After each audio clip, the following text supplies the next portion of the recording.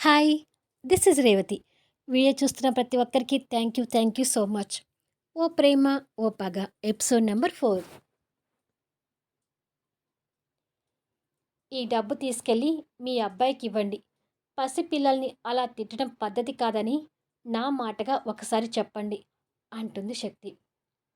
మా అబ్బాయి ప్రవర్తన నీకు బాగా కోపం తెప్పించిందని అర్థమవుతుందమ్మా.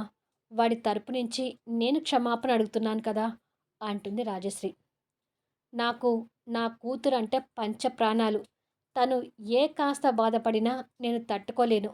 మీ అబ్బాయి వల్ల నా కూతురు భయంతో ఏడ్చుకుంటూ వచ్చి నన్ను చుట్టుకుంది. ఆ పసిపాప మనసు ఎంతగా గాయపడితే భయపడి ఉంటుందో అర్థం చేసుకోండి. మీరు క్షమాపణ చెప్పడం కాదు, చేసిన తప్పుకి మీ అబ్బాయి వచ్చి క్షమాపణ చెప్పమనండి. ఈ డబ్బు ఇవ్వకుండా ఉంటాను అంటుంది శక్తి. కొడుక్కి ఉన్న టన్నుల కొద్దీ పొగరు గురించి రాజశ్రీకి తెలుసు కాబట్టి మౌనంగా ఉండిపోతుంది. శక్తి డబ్బులు తీసి రాజశ్రీ చేతిలో పెట్టి, నాకు మీ మీద ఎలాంటి కోపం లేదు, కానీ మీ అబ్బాయి మీద మాత్రం పట్టరాని కోపంగా ఉంది అని అంటుంది. శక్తి అలా డబ్బులిచ్చి మాట్లాడుతున్నందుకు రాజశ్రీ మనసు కూడా కాస్త బాధగా అనిపిస్తున్నా తప్పక ఆ డబ్బులు తీసుకొని వెళ్ళిపోతుంది. ఆ మహానుభావుడు ఎవడో కానీ సొంత ఇంట్లోకి వచ్చానని సంతోషం కూడా లేకుండా చేశాడు అని తిట్టుకొని తను వెళ్ళిపోగానే కూతురి కోసం కారిడార్లోకి వెళ్ళేసరికి పింకీ ఆ ఇంటి వైపే దీనంగా చూస్తూ ఉంటుంది. ఏంటమ్మా ఆ ఇంటి వైపు చూస్తున్నావు అని అడుగుతుంది. ఆ హీరోకి అంత కోపం ఏంటి శక్తి? నా మీద అంత గట్టిగా ఎందుకు అరిచాడు అని అడుగుతుంది అమాయకంగా చూస్తూ. అతను హీరో కాదు, ఒక బ్యాడ్ పర్సన్ లాగా ఉన్నాడు.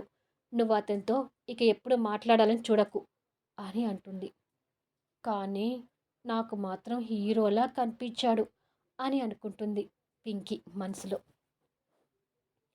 రాజశ్రీ సామ్రాట్ మీద కోపంతోనే ఇంట్లోకి వస్తుంది.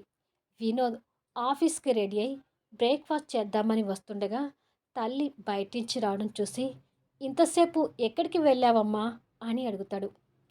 కోపంలో ఉన్న రాజశ్రీ వినోద్ అడిగిన దానికి సమాధానం ఇవ్వకుండా, మీ అన్నయ్య రూమ్లోనే ఉన్నాడా అని అడుగుతుంది. ఉన్నాడమ్మా, ఆఫీస్కి రెడీ అవుతున్నాడు అంటాడు. రాజశ్రీ అదే కోపంతో సామ్రాట్ రూమ్ వైపు వెళ్తుంటుంది. అమ్మేంటి అంత కోపంగా ఉంది అని అనుకొని వినోద్ కూడా తల్లి వెనుక వెళ్తుంటాడు. ఆఫీస్కి రెడీ అయిన సామ్రాట్ ల్యాప్టాప్ ఓపెన్ చేసి ఆ రోజు సబ్మిట్ చేయబోయే టెండర్ డీటెయిల్స్ చూస్తుంటాడు. రాజశ్రీ వచ్చి ఆ 500 రూపాయల నోటుని ల్యాప్టాప్ మీద పెడుతుంది. అది చూసి సామ్రాట్ ఆశ్చర్యపోతూ, ఈ డబ్బులేంటమ్మా అని అడుగుతాడు. వినోద్ కూడా వచ్చి అర్థం కానట్టుగా చూస్తాడు. ఆ పసిపాప నీ కారు మీద గీతలు గీసిందని ఆ పాప మీద విరుచుకుపడ్డావు కదా, ఇంకొకసారి పిల్లల విషయంలో అలా ప్రవర్తించవద్దని చెప్పి కారు మీద గీతలు పడినందుకు ఆ పాప తల్లి ఈ 500 రూపాయలు ఇచ్చింది అని అంటుంది. తను డబ్బు ఇచ్చింది అనగానే సామ్రాట్ కోపం తెచ్చుకొని, ఆవిడికి నేను డబ్బు మనిషిలాగా కనిపిస్తున్నానా? తను డబ్బులు ఇస్తే నువ్వెందుకు తీసుకున్నావమ్మా అని అడుగుతాడు బెడ్ మీద నుంచి లేస్తూ. నేను డబ్బులు తీసుకోకపోతే నిన్ను వచ్చి క్షమాపణ అడగమంది. మరి వెళ్ళి గాయపడిన ఆ తల్లి మనసుకి క్షమాపణ చెప్పొస్తావా అని అడుగుతుంది రాజశ్రీ. నెవ్వర్, నేను తనకి క్షమాపణ అడగటం ఏంటి అని అంటాడు కోపంగా చూస్తూ. నువ్వు క్షమాపణ చెప్పవని ఇక ఆ అమ్మాయి ఇచ్చిన డబ్బులు తీసుకుని వచ్చాను అంటుంది. దిస్ ఈజ్ టూ మచ్, ఆవిడికి బాగా పొగరెక్కువ అనుకుంటా అంటాడు కోపంగా చూస్తూనే. అది పొగర కాదురా, ఓ తల్లి మనసు పడే ఆవేదన. పెళ్ళి పిల్లలు లేని నీకు ఆ తల్లి మనసు ఎలా అర్థమవుతుందిలే. పెళ్ళి చేసుకొని పిల్లల్ని కంటేనన్నా నీకు పిల్లల విలువ అనేది తెలుస్తుందేమో ఎదురు చూస్తున్నాను. అయినా నా పిచ్చి కాకపోతే పిల్లలంటేనే ఇష్టం లేని నిన్ను పెళ్లి చేసుకోవడానికి ఎవరు ముందుకొస్తారులే అని తిట్టుకుంటూ వెళ్తుంది. వినోద్ వాళ్ళ సంభాషణ అంతా విని కోపంగా ఉన్న ఆనంద్ చూసి భయపడుతూ తల్లి వెనుక వెళ్తుంటాడు. సామ్రాట్ ఆ డబ్బులు చేతిలోకి తీసుకొని చూస్తూ, తనకి ఎంత పొగరు లేకపోతే నన్ను క్షమాపణ అడగమంటుంది అని అనుకొని కిటికీ దగ్గరికి వచ్చి ఆ ఇంటి వైపు చూస్తాడు.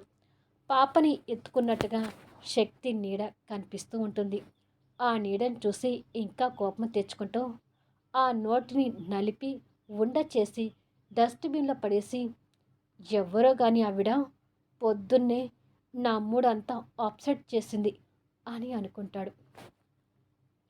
కొద్దిసేపటికి రాజశ్రీ వినోద్‌కి టిఫిన్ వడ్డిస్తుంటే సామ్రాట్ ఆఫీస్‌కి వెళ్ళడానికి కిందికొచ్చి, ఇవాళ నాకు ఫోటోషూట్స్ ఉన్నాయి కదా వినోద్, నేను అవి చూసుకొని టెండర్ ఆఫీస్‌కొస్తాను.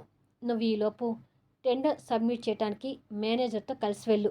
మనకు పోటీగా భరత్ కూడా టెండర్ వేయాలని చూస్తున్నాడు. సో కేర్‌ఫుల్‌గా ఉండు అని హెచ్చరిస్తాడు. సరే అన్నయ్య, మరి ఫోటోషూట్ దగ్గర నేను అవసరం లేదా అని అడుగుతాడు వినోద్. అన్నీ అరుణ్ బావని చూసుకోమన్నాను, నువ్వు అవసరం లేదులే అంటాడు సామ్రాట్. సరే అన్నయ్య అంటాడు వినోద్ టిఫిన్ చేస్తూ. సామ్రాట్ అది చెప్పి వెళ్ళబోతుంటే, అదేంటి టిఫిన్ చేయకుండా వెళ్తున్నావు అని అడుగుతుంది రాజశ్రీ కాస్త కోపాన్ని చూపిస్తూనే. నాకేం వద్దు అని అంటాడు తల్లి మీద అలిగినట్టుగా చూస్తూ. అయితే ఇవాళంతా నేను కూడా ఏమీ తిననులే అని చెప్పి రాజశ్రీ వచ్చి సోఫాలో కూర్చుంటుంది. కథం, అన్నయ్య అమ్మకి సరెండర్ అయినట్టే అని అనుకుంటాడు వినోద్ నవ్వుకుంటూ. నా గురించి నువ్వు తినకుండా ఎందుకు ఉండాలమ్మా అడుగుతాడు సామ్రాట్. నేను తినకపోతే నీకెందుకురా, నువ్వు వెళ్ళి తినిపో అంటుంది రాజశ్రీ.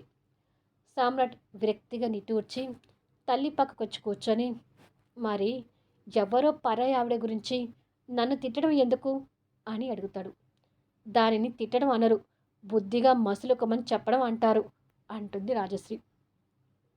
నాకు అలా మసులుకోవడం రాదు కానీ, రా నాకు టిఫిన్ వడ్డిద్దు కానీ అంటూ తల్లి చేపట్టుకొని డైనింగ్ టేబుల్ దగ్గర తీసుకెళ్తాడు. ఎంత కోపమున్నా తినే పదార్థాల మీద అలగకూడదు అంటూ రాజశ్రీ సామ్రాట్ ప్లేట్లో టిఫిన్ వడ్డిస్తుంది. సామ్రాట్ తినకుండా అలాగే కూర్చుంటే, తినవేంటి అని అడుగుతుంది రాజశ్రీ. ఎవరి గురించో నన్ను తిట్టావు కాబట్టి నువ్వే అపాలజీ చెప్పినట్టుగా నాకు తినిపించు అని అంటాడు. ఈ వేషాలకి ఏం తక్కువ లేదు అని చెప్పి రాజశ్రీ నవ్వుతూ ఇడ్లీ తుంపి సామ్రాట్ నోటికి అందిస్తుంది.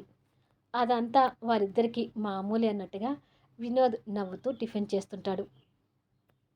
అలా 2 ముక్కలు తిని, ఇక చాలమ్మా నేను త్వరగా వెళ్ళాలి అని చెప్పి సామ్రాట్ లేస్తాడు. అదేంట్రా అప్పుడే లేస్తున్నావు అని అడుగుతుంది. ఫోటోషూట్కి టైం అవుతుంది, నేనే టైంకి లేకపోతే ఎలా అమ్మా అని చెప్పి వెళ్ళిపోతాడు. వీడు మారడు అని అనుకొని రాజశ్రీ బాధగా కూర్చుంటుంది. తల్లి మనసులో ఉన్న బాధ వినోద్ కూడా తెలుసు కాబట్టి సైలెంట్గా ఉండిపోతాడు. శక్తి బలవంతంతో కారిడార్ల నుంచి రూమ్లోకి వచ్చిన పింకీ చేతిలో చిన్న టెడ్డీ బేర్ పట్టుకొని విండోస్ డోర్లో నుంచి మళ్ళీ ఆ ఇంటి వైపు చూస్తుంటుంది. అప్పుడే సామ్రాట్ ఓ స్టైల్లో కార్ కీస్ తిప్పుకుంటూ కార్ దగ్గరికి వస్తుంటాడు. పింకీకి గ్లాసెస్లో నుంచి సామ్రాట్ని చూడగానే పెదవుల మీద చిన్న నవ్వు వెలిగి, ఆ తర్వాత సామ్రాట్ తన మీద సీరియస్ అవ్వడం గుర్తొచ్చి తన మొహంలో బాధ కనిపిస్తూ ఉంటుంది. సామ్రాట్ కార్ డోర్ తీసుకుంటూ తెలియకుండానే ఆ ఇంటి వైపు చూస్తాడు.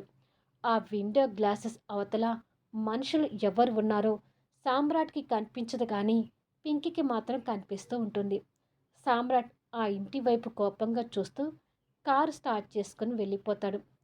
పింకీ కార్ వెళ్ళిపోయే వరకు చూసి, మా డాడీ ఈ హీరోలాగే ఉంటాడేమో అని మనసులో ఆశగా అనుకుంటుంది. అప్పుడే శక్తి తను ఆఫీస్కి వెళ్ళడానికి కూడా రెడీ అయిపోయి పింకీ అంటూ అక్కడికి వస్తుంది. ఏంటి శక్తి అని అడుగుతుంది పింకీ దగ్గరికి వచ్చి. నేను ఆఫీస్కి వెళ్ళొస్తానమ్మా, లంచ్ ప్యాక్ రెడీ చేసి డైనింగ్ టేబుల్ మీద పెట్టాను, ఆకలి కాగానే అది తినేసేయి, అలాగే సాయంత్రానికి స్నాక్స్ కూడా పెట్టాను, నాతో ఏదైనా అవసరం ఉంటే నాకు ఫోన్ చెయ్యి అని అంటుంది. సరే శక్తి అంటుంది పింకీ. ఉదయం జరిగిన సంఘటనకి పింకీ మొహంలో ఆ బాధని శక్తి ఇంకా గమనిస్తూనే ఉంటుంది. విండోస్కి కర్టెన్స్ ఓపెన్ చేసి ఉండటంతో దగ్గరికి వెళ్ళి ఆ ఇంటి వైపు చూస్తూ కర్టెన్స్ క్లోజ్ చేస్తుంది. తిరిగి పింకీ దగ్గరికి వచ్చి తనని దగ్గరికి తీసుకొని ముద్దు పెట్టి బాయ్ పింకీ అంటుంది. బాయ్ శక్తి అని చెప్పగానే శక్తి హెల్మెట్ తీసుకొని బయటకొస్తుంది. తలకు హెల్మెట్ పెట్టి తన హీరో హోండా బైక్ని కిందికి తీసుకొచ్చి తెలియకుండానే ఆ ఇంటి వైపు ఒక లుక్ వేసి ఆ తర్వాత జరిగిన సంఘటనకి ఆ ఇంటి వైపు కోపంగా చూస్తూ హీరో హోండా స్టార్ట్ చేసుకుని వెళ్ళిపోతుంది. పైన టెర్రస్ మీద ఉన్న రాజశ్రీ శక్తి డ్రెస్సింగ్ స్టైల్ని తను అలా హీరో హోండా మీద వెళ్ళడం అదంతా చూస్తూ పాపం ఒంటరిగా బతకటానికి ఎంత కష్టపడుతుందో. తల్లి వెళ్ళిపోయిందంటే ఇంట్లో పాప ఒక్కతే ఉండొచ్చు. పాప దగ్గరికి వెళ్దామన్నా సామ్రాట్ చేసిన దానికి ఆ తల్లి మా మీద కూడా కోపంగా ఉంది. వెళ్తే ఏమనుకుంటుందో ఏమో అని ఆలోచిస్తూ ఉండిపోతుంది. శక్తి కూడా వెళ్ళిపోవడంతో పింకీ డల్ అయిపోయి తన టెడ్డీ బేర్ బొమ్మ తీసుకుని వచ్చి బెడ్ మీద పడుకుంటుంది. సామ్రాట్ తన మీద విరుచుకుపడటం గుర్తు తెచ్చుకొని ఒక్కసారిగా ఉలిక్కి పడుతుంది. ఆ భయంతోనే పడుకొని పోయి జ్వరం తెచ్చుకుంటుంది. టెండర్ ఆఫీస్లో భరత్ టెండర్ సబ్మిట్ చేసి సామ్రాట్ కోసమే ఎదురు చూస్తూ ఉండగా వినోద్ మేనేజర్తో కలిసి అక్కడికి వస్తాడు.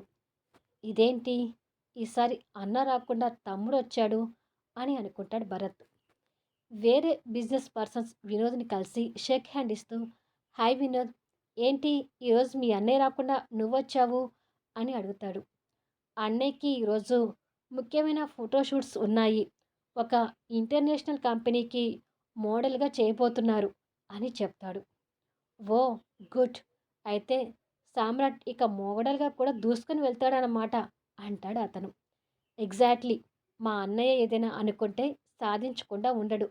టాప్ మోడల్ లిస్ట్లో ఉండాలని అన్నయ్య అంబిషన్ అని చెప్పి టెండర్ సబ్మిట్ చేసి వస్తాను అని వెళ్ళబోతుండగా ఎదురుగా భరత్ కనిపిస్తాడు. మరి టాప్ మోడలిస్ట్గా సామ్రాట్ కోరిక నెరవేరుతుందా లేదా? రాబోయే ఎపిసోడ్లో చూద్దాం. కథ ఎలా ఉంది అనేది దయచేసి కామెంట్స్లో తెలియచేయండి. అలాగే ఎక్కువ మొత్తంలో లైక్స్ ఇవ్వడానికి చూడండి. మళ్ళీ నెక్స్ట్ వీడియోలో కలుద్దాము.